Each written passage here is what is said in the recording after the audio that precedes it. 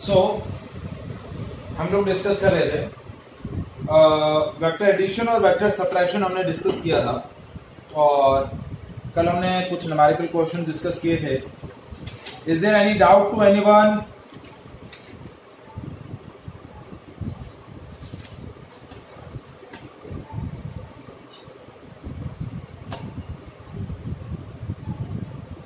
चलिए, तो मैं आज एक दो क्वेश्चंस और डिस्कस कर रहा हूं, ठीक है.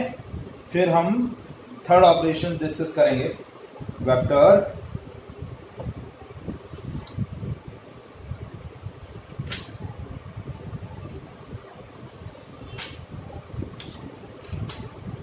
रिजोल्यूशन. सो देखिए क्या है.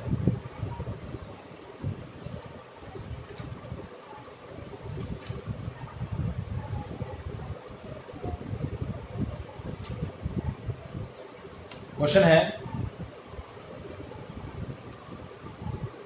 The sum of magnitude of two forces acting at a point is 18. दो फोर्सेस हैं जिनके मैग्नीट्यूड्स का सम क्या है? F1 18. यानी दो फोर्सेस हैं F1 और F2, उनके मैग्नीट्यूड्स का सम क्या है? Modulus of F1 plus modulus of F2 कितना है? 18 यूनिट. कितना है? 18 unit. And magnitude of their resultant is 12. यानी उनका मैग्नीट्यूड जो है, सॉरी, उनका जो रिजल्टेंट है, रिजल्टेंट का मैग्नीट्यूड क्या है? 12 यूनिट. F1 और F2 का मैग्नीट्यूड क्या है? 12. If the resultant is 90 degree, if the resultant is at 90 degree with the forces of smaller magnitude force, यानी आपको क्या बोल रहा है? ये जो रिजल्टेंट है F makes 90 degree with smaller force. It makes 90 degree with the smaller force. Find the magnitude of forces. आपको क्या कैलकुलेट करना है? F1 कैलकुलेट करना है और F2 कैलकुलेट करना है. यानी आपको F1 F2 यहाँ एग्जैक्टली क्या दिया हुआ है? F1 और F2 आपको दिया हुआ है 18. दोनों का मॉडुलस जो है वो दिया हुआ है 12 यूनिट दोनों का. अब हमने क्या बोला कि let suppose angle between vector F1 and F2 is theta. F1 और F2 के बीच का एंगल थीटा है. ये वेक्टर F1 है और ये वेक्टर F2 ले लिया. अब मैंने वेक्टर ऐसे क्यों लिया है? क्योंकि आपको क्या बोला है कि F makes 90 degree with a smaller force. Let's suppose, एक और सपोजिशन किया कि F1 is smaller.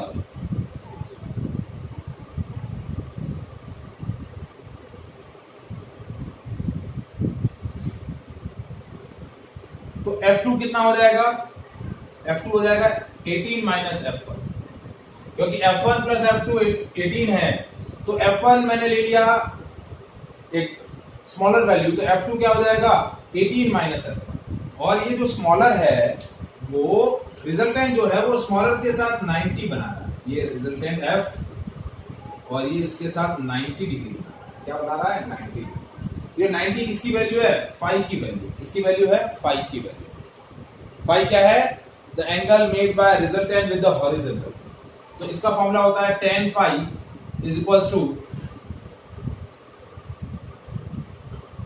b sin theta upon a plus b cos theta.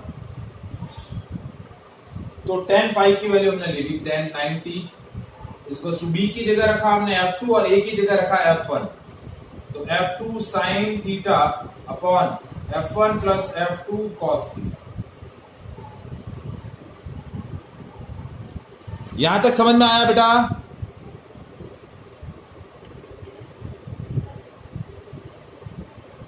Sir ये 10 इसके बाद नहीं आया. थोड़ा आपने डायग्राम बनाया ना उसको. देखिए उसने क्या बोला है कि ये जो रिजल्टेंट है इन दोनों फोर्सेस का रिजल्टेंट है एफ, और वो क्या बना रहा है, स्मॉलर फोर्स के साथ 90 डिग्री बना रहा है।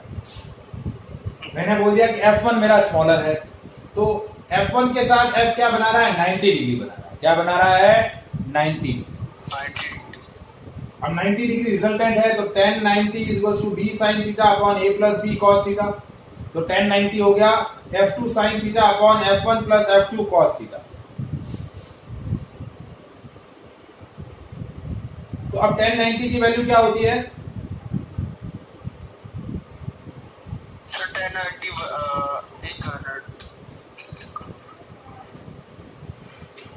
tan 90 होता है इनफाइनाइट 1/0। तो 1/0 is equals to F2 sin theta upon F1 plus F2 cos theta. तो F1 plus F2 cos theta क्या हो जाएगा, 1। तो इससे क्या आया, F2 cos theta is equals to minus F1। F2 cos theta is minus F1। ये एक इंपॉर्टेंट कंक्लूजन है, F2 cos theta is equals to minus F1। अब मैं क्या कर रहा हूं, ये डायग्राम इरेज कर रहा हूं। अब मेरा resultant F square is equals to F1 square plus F2 square plus 2F1 F2 cos theta. तो F का यूनिट है मैग्नीट्यूड है 12 का square is equals to F1 square plus F2 की वैल्यू, F2 था 18 माइनस F1, तो 18 minus F1 का square plus 2F1 और F2 cos थीटा। ये जो F2 cos थीटा है, इस F2 cos थीटा की जगह क्या रख देंगे, माइनस ऑफ F। तो ये हो गया 144 is equals to F1 square plus, अब इसका होल स्क्वायर ओपन किया मैंने, कितना आया 18 का स्क्वायर, 18 का स्क्वायर कितना होता है 324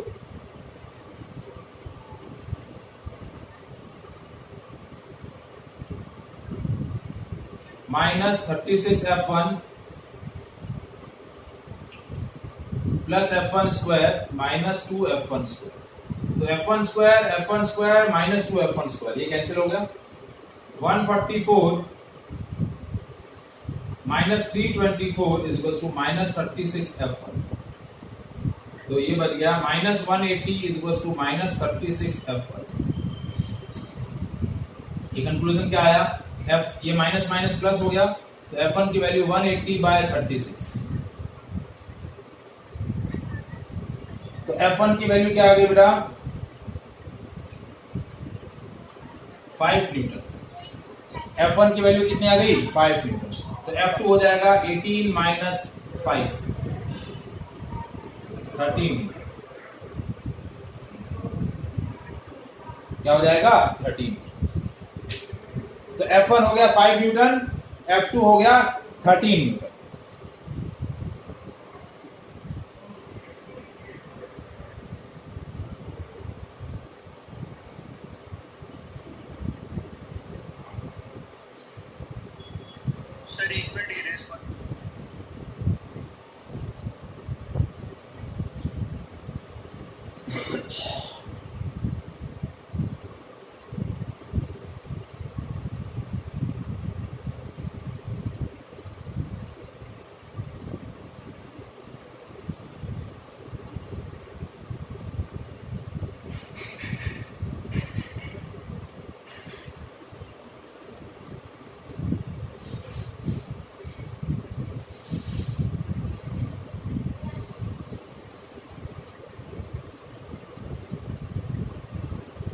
समझ में आया बाकी लोगों को बेटा, यस कृषा, मैत्री, प्रज्ञा, यस सर। चलिए नेक्स्ट क्वेश्चन देखिए।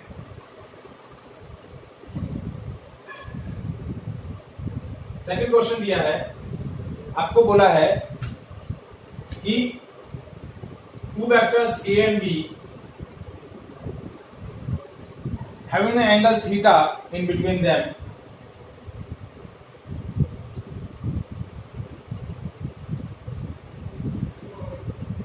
such that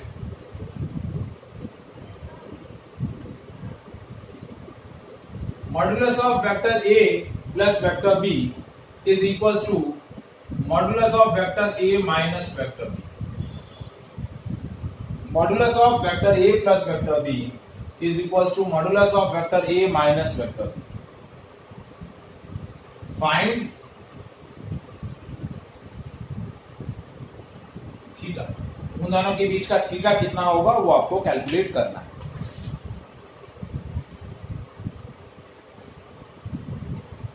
तो कैसे करेंगे देखिए a plus B, vector a plus vector b का मॉडुलस क्या होता है?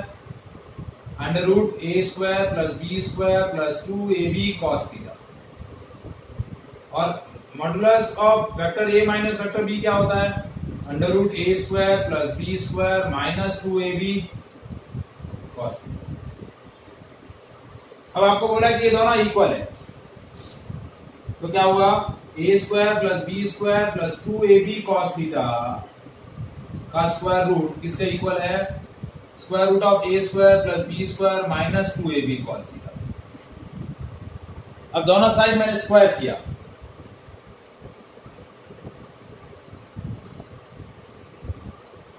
स्क्वायर ऑन बोथ साइड्स, तो क्या आया? a square plus B square plus 2ab cos theta is equals to a square plus B square minus 2ab cos theta.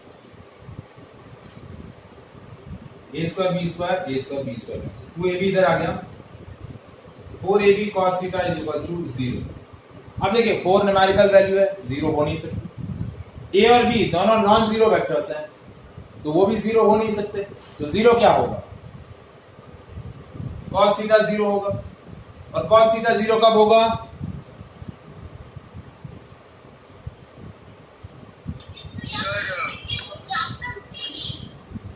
cos theta 0 कब होगा? जब थीटा क्या हो? 90 डिग्री हो, क्योंकि cos 90 0 होता है। So the angle between these two vectors is 90 degree. Is it clear? Yes, sir.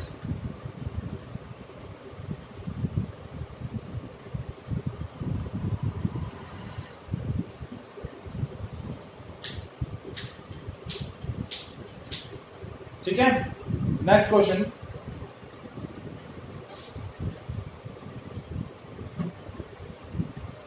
Question number 3। If vector A and vector B are the unit vector and the theta is angle between them,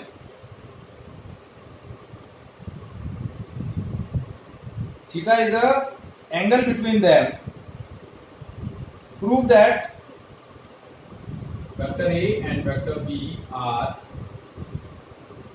unit vector and theta is angle between them. Prove that modulus of vector A minus vector B is sin theta by।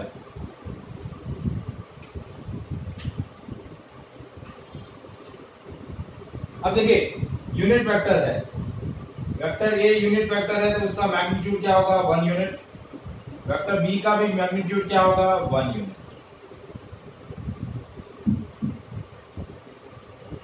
और आपको proof क्या करना है? तो देखिए vector a minus vector b, ठीक है, vector difference किया हमने, तो ये हो गया a square plus B square minus 2ab cos theta. ठीक है, और इसका मॉडुलस निकाला तो इसका स्क्वायर किया, vector a minus vector b का square, vector a minus vector b के मॉडुलस का स्क्वायर, तो क्या हो गया? a square plus B square minus 2ab cos theta. Square root जो था वो कैंसिल हो गया,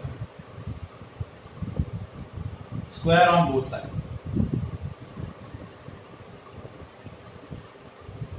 तो अब देखिए vector a minus vector b modulus का होल स्क्वायर इसके इक्वल हो गया। देखिए ए का वैल्यू है 1, ए स्क्वायर का वैल्यू भी 1 हो जाएगा, बी का वैल्यू 1 तो बी स्क्वायर का वैल्यू भी 1 हो जाएगा। -2 into 1 into 1 into cos theta, तो ये हो गया 2 माइनस 2 कॉस थीटा, 2 कॉमन ले लिया, 1 minus cos theta, a minus B modulus का whole square 2 1 minus cos theta. यहां तक समझ में आया? Yes, any doubt? No sir. अब देखिए, अब यहां एक ट्रिग्नोमेट्रिक आइडेंटिटी लगाते हैं। 1 माइनस कॉस 2 थीटा क्या होता है? Sine 2 sine square theta. तो 1 माइनस कॉस थीटा ये हो जाएगा 2 साइन स्क्वायर थीटा बाय 2। तो देखिए a माइनस बी मॉडुलस का स्क्वायर क्या हो गया? 2 into sine square theta by 2 upon 2। Sorry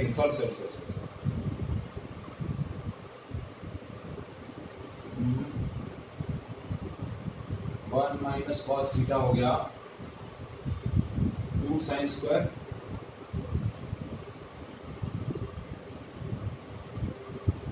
1 minus cos theta की जगह रख दिया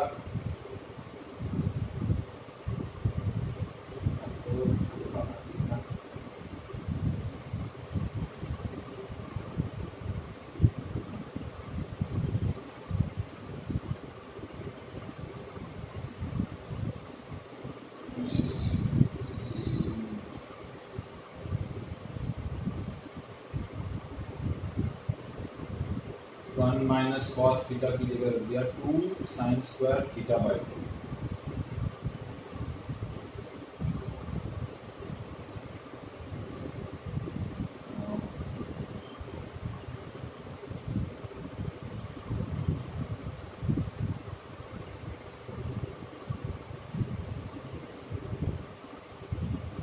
ठीक है, तो यहाँ गया 2 sine square theta by 2।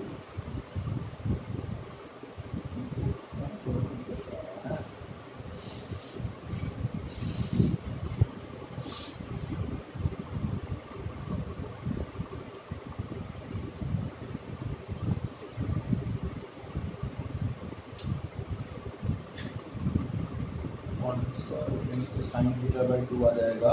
Sine theta by 2 equals to a by 2 का मॉडुलस।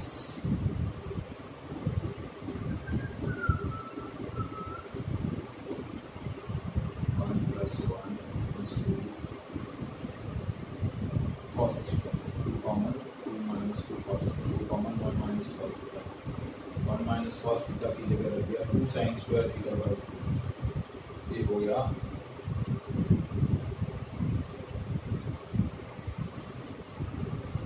वो ऑलरेडी अभी दिया हुआ है।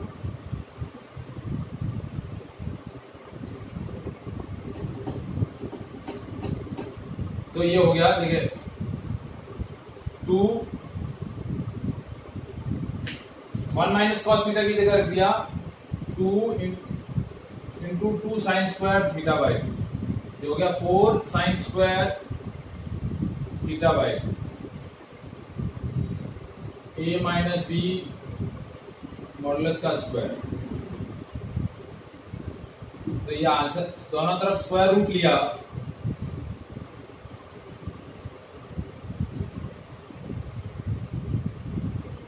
दिया जाएगा a minus B modulus is equal to 2 sine theta by 4 का स्क्वायर रूट हो जाएगा 2 और साइन स्क्वायर थीटा बाय 2 का हो जाएगा साइन थीटा बाय 2। तो आंसर आएगा a माइनस बी मॉडुलस क्या हो जाएगा 2 sine theta bye. Is it clear?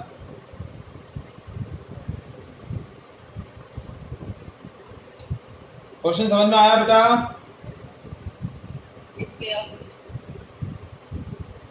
Anyone? किसी को doubt?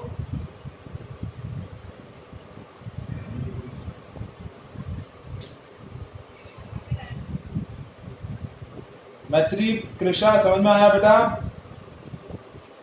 Yes, sir. Yes, sir.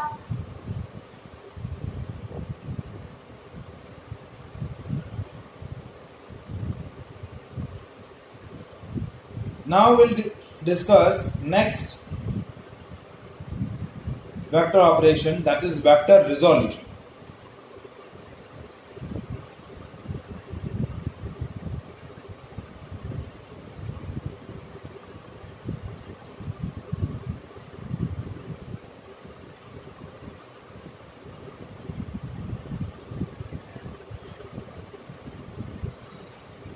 So हमारा नेक्स्ट वेक्टर ऑपरेशन है vector resolution.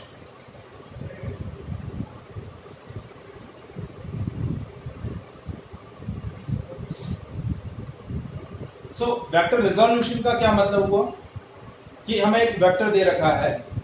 Now we want to resolve this vector either 2 dimensionally और either 3 dimensionally. मतलब उस गिवन वेक्टर के हमें 2 dimensionally resolve करना है. मतलब उसका x एक्सिस कंपोनेंट और y एक्सिस कंपोनेंट क्या करना है, हमें कैलकुलेट करना है. और 3 डायमेंशनली हमें उसको रिजॉल्व करना है. मतलब उसका x कंपोनेंट, उसका y कंपोनेंट और उसका z कंपोनेंट हमें क्या करना है, डिटरमाइन करना है. सो वेक्टर रिजोल्यूशन एक तरीके से क्या हो गया, वेक्टर डिवीजन के जैसा हो गया कि हमें एक वेक्टर दे रखा है और उसको 2 डायमेंशनली या फिर 3 डायमेंशनली हमें क्या करना है, रिजॉल्व. तो first we discuss vector resolution in 2 dimensions. So now what is the situation is given here. We have given a one vector A.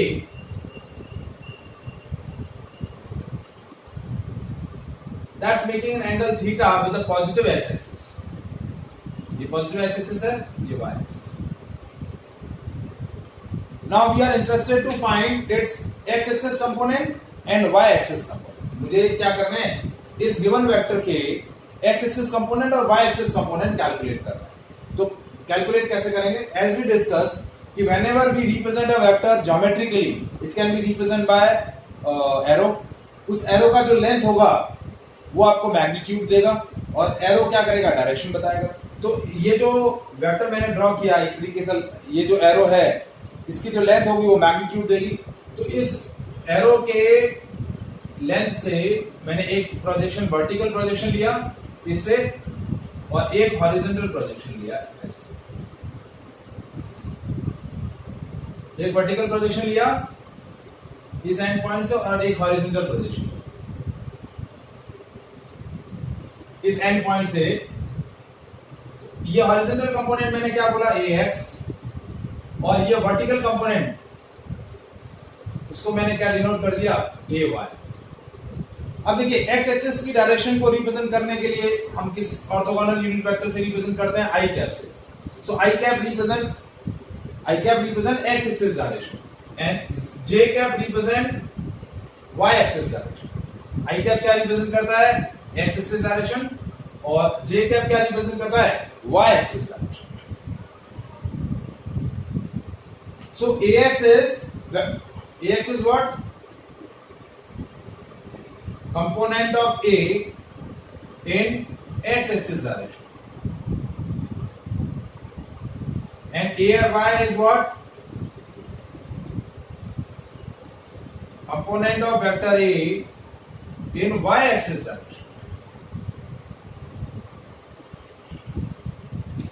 तो हम कैसे लिख रहे हैं, vector A is equals to ax I cap plus ay j cap. ax इस vector ax का magnitude represent कर रहा है, i कैप उसकी x एक्सिस डायरेक्शन को रिप्रेजेंट कर रहा है. ay मैग्नीट्यूड बता रहा है वेक्टर ay का और j कैप उसकी डायरेक्शन बता रहा है. तो ये आपका वेक्टर a का 2 डायमेंशनल रिजोल्यूशन हुआ. लेकिन अब ax और ay की वैल्यू मुझे चाहिए इन टर्म्स ऑफ a और थीटा, क्योंकि मुझे क्वेश्चन के अंदर गिवन क्या है, इनिशियल इंफॉर्मेशन मेरी क्या है कि a vector a is given, क्या दिया हुआ है, vector a is given and that's making an angle theta with x axis. तो मुझे ax और ay की वैल्यू a और थीटा के टर्म में चाहिए. तो अब मैं क्या कर रहा हूं, इस ट्रायंगल को लेवल कर रहा हूं, ये O ये P और ये Q। अब ट्राइंगल OPQ के अंदर मुझे OQ की वैल्यू निकालनी है और PQ की वैल्यू निकालनी है। So triangle OPQ is right angle triangle, और इस राइट एंगल ट्राइंगल के अंदर मुझे एक तो ये परपेंडिकुलर निकालना है और एक ये बेस निकालना है।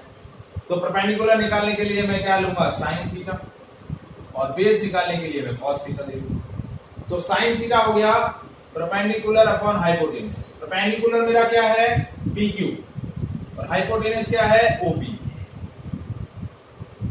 तो PQ क्या हो गया, OP साइन थीटा। PQ क्या हो गया, OP साइन थीटा। तो OP की लेंथ कितनी है, A, तो P ये हो गया A साइन थीटा। तो PQ की वैल्यू क्या हो गई, A साइन थीटा। और बेसिकली PQ क्या है, PQ आपका AY रिप्रेजेंट करता है। तो AY is equal to A sine theta. AY की वैल्यू क्या हो गई, A sine theta. Now cos theta, cos theta होता है बेस अपॉन हाइपोटेनस। बेस क्या है, OQ, हाइपोटेनस है OP। तो OQ क्या हो गया, OP cos थीटा। तो OQ मेरा क्या हो गया, OQ की वैल्यू हो गई A cos थीटा। और OQ मेरा क्या है, OQ मेरा क्या रिप्रेजेंट कर रहा है, AX। तो AX की वैल्यू हो गई A cos थीटा। तो वेक्टर A का AX क्या हो गया, हॉरिजॉन्टल कंपोनेंट हो गया, और AY क्या हो गया, vertical component.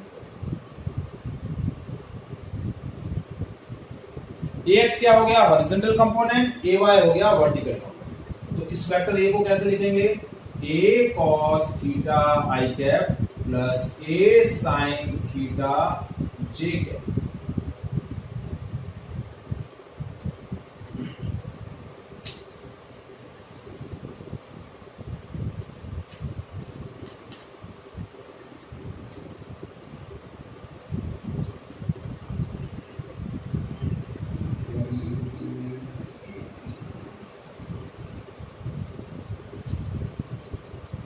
Is it clear?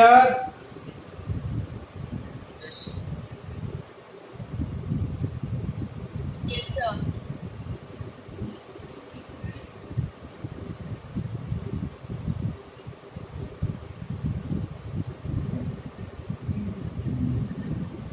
Any doubt?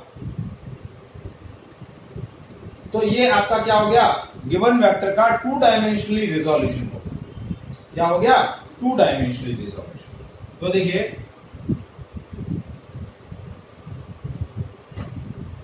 AX की वैल्यू क्या आ गई, AX हो गया A cos थीटा, AY क्या हो गया, A sin। ये इक्वेशन 1, ये इक्वेशन 2, दोनों का स्क्वायर करके ऐड करूं, AX square plus AY square is equal to A square cos square theta plus A square sin square. तो AX square plus AY square is equal to A square cos square theta plus sin square theta. cos square theta plus sin square theta 1 होता है। तो AX square plus AY square is equal to A square. तो A की value क्या हो गई, under root AX square plus AY square. ये हम पहले भी डिराइव कर चुके हैं कि दो वेक्टर AX और AY यदि एक दूसरे के साथ 90 एंगल बनाते हैं तो उनका रिजल्टेंट क्या होता है, जैसे A और B है और A और B के बीच का एंगल थीटा है, तो R स्क्वायर क्या होगा, A square plus B square plus 2AB cos 90। तो R की वैल्यू क्या आती है, A square under root A square plus B square. तो A की वैल्यू समझ में आई। ये मैंने कैसे किया, 1 का स्क्वायर प्लस 2 का स्क्वायर, और यदि मैं 2 डिवाइड बाय 1 कर दूं तो ये डायरेक्शन बता देगा। tan theta is equal to AY upon AX। कैसा है देखिए, A sin theta upon A cos theta is equal to AY upon AX। A से A cancel, tan theta is equal to AY upon AX। तो ये magnitude हो गया, ये direction हो गई, ठीक है। A का मैग्नीट्यूड वेक्टर रिजोल्यूशन होगा, एक्स एक्सिस कंपोनेंट हो जाएगा a cos theta, y axis component हो जाएगा a sin theta. Anyone, is there any doubt?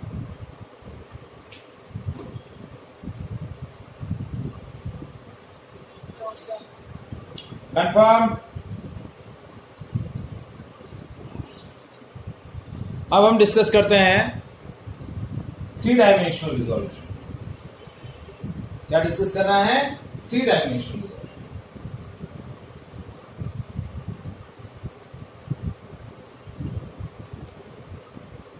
Now vector resolution in 3D. एक वेक्टर A है that makes an angle alpha, beta and gamma with x axis, y axis and z axis.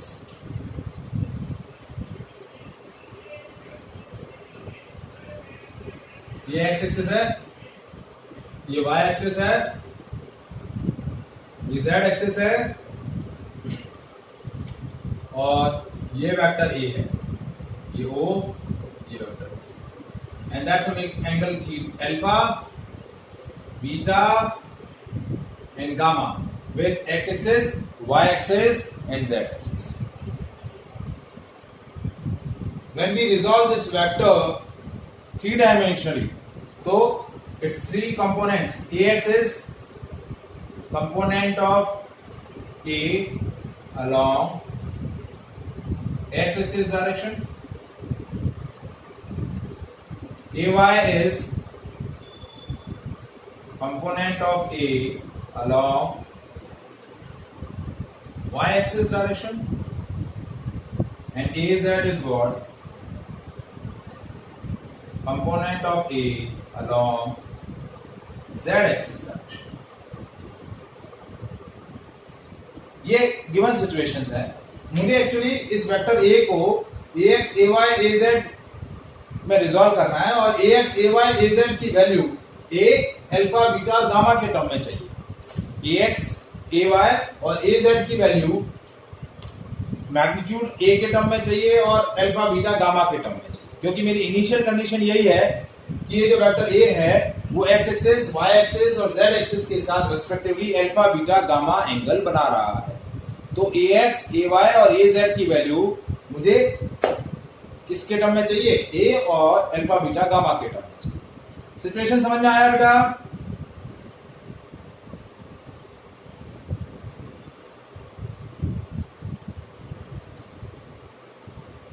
Situation समझ में आया?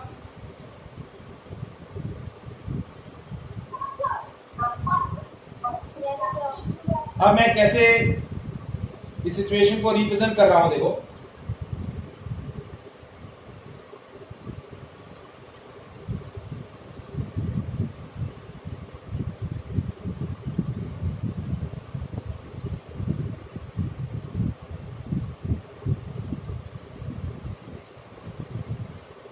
कैसे resolve कर रहा हूं vectors को.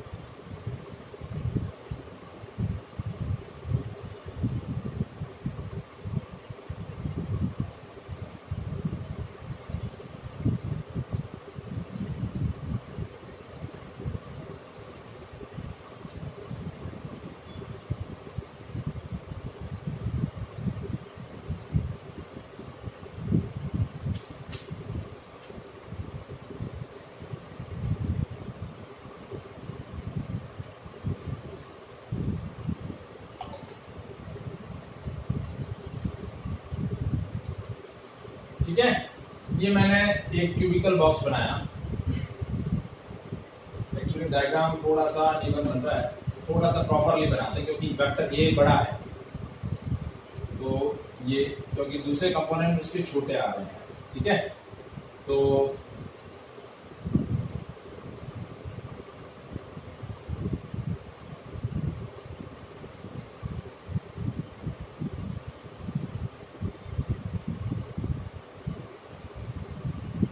अब वेक्टर ए कौन सा है?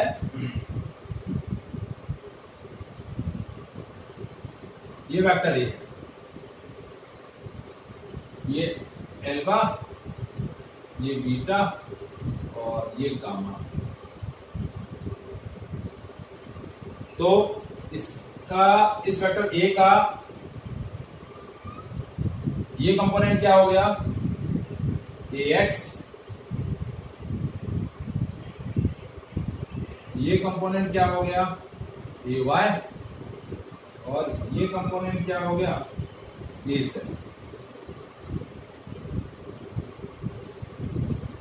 ठीक है, ये x एक्सिस है, ये y एक्सिस और ये z axis.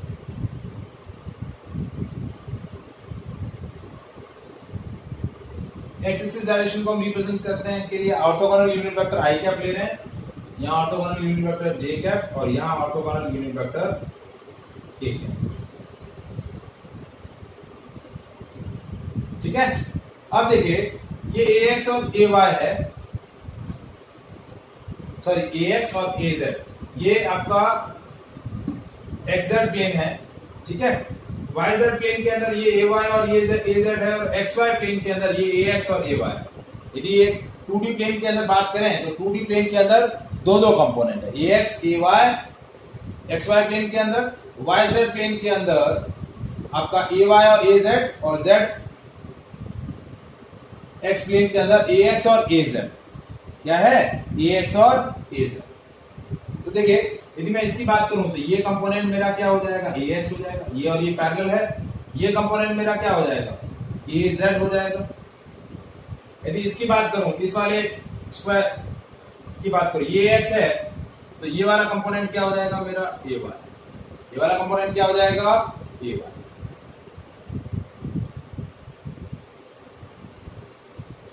Is it clear? समझ में आया?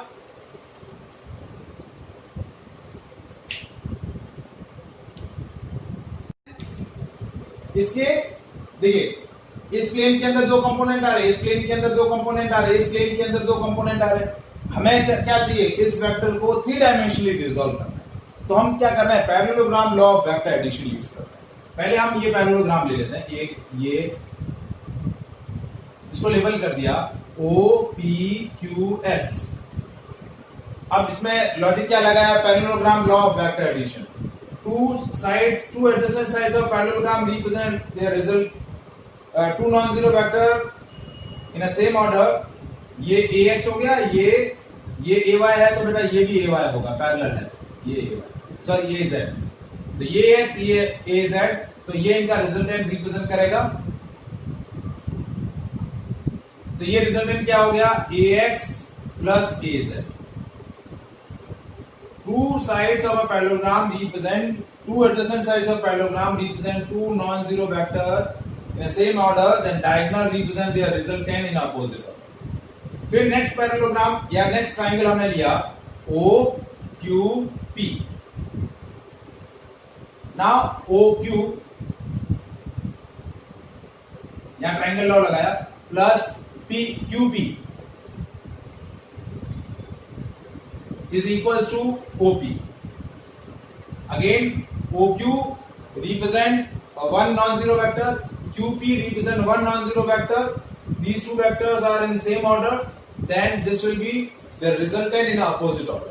तो ये PQ जो है, PQ की वैल्यू क्या होगी? AY, क्योंकि ये और ये वेक्टर पैरेलल है तो AY। तो क्या हो गया? AX plus AZ plus AY is equals to vector A। तो ये क्या हो गया?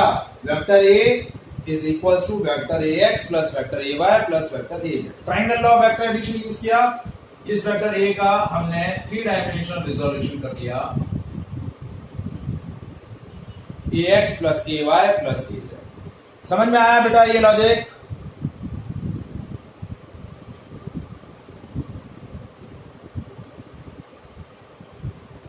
Is it clear?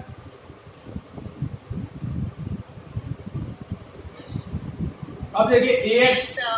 अब ax के साथ आएगा i कैप, ay के साथ j कैप, az के साथ k कैप, क्योंकि i cap x axis direction represent करता है, y z j cap y axis direction को रिप्रेजेंट करता है और k cap z axis direction को रिप्रेजेंट करता है।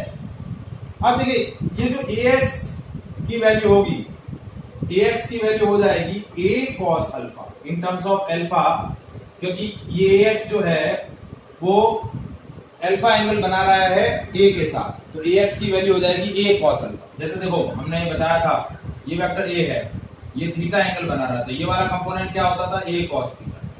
ये वेक्टर यदि ये थीटा होता तो ये एंगल कितना हो जाता, ये कंपोनेंट क्या हो जाता a cos थीटा। तो इसी तरीके से जब ये ay है, ay कौन सा एंगल बना रहा है, बीटा, तो ay हो जाएगा a cos beta. Similarly az क्या हो जाएगा, a cos गामा। तो ax की वैल्यू हो जाएगी a cos अल्फा, ay की वैल्यू हो जाएगी a cos बीटा और az की वैल्यू हो जाएगी a cos गामा। तो आपका वेक्टर a क्या हो जाएगा, a cos alpha i cap, a cos beta j cap plus a cos gamma k। So this is a 3D resolution of a given vector, a cos alpha, a cos beta plus a cos gamma। अब इन तीनों का square करके add करें,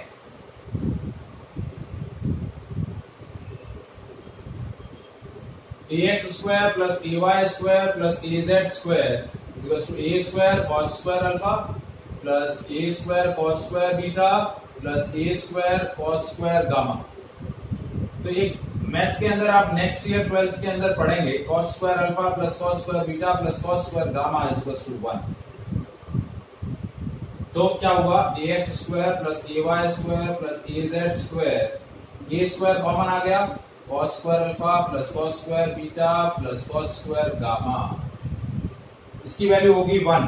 तो a square की value हो गई ax square plus ay square plus az square is equal to a square. a की वैल्यू हो गई ax square plus ay square plus az square का स्क्वायर। ये हमारा 3D रिजोल्यूशन और उसका मॉडुलस आ गया। Is it clear? So that is all about the today session. ठीक है, तो हमने वेक्टर रिजोल्यूशन किया। अब इसकी क्या एप्लीकेशन है, क्या चीजें हैं, वो हम नेक्स्ट सेशन के अंदर कल डिस्कस करेंगे। ओके, हाँ कल मॉर्निंग में रखना है।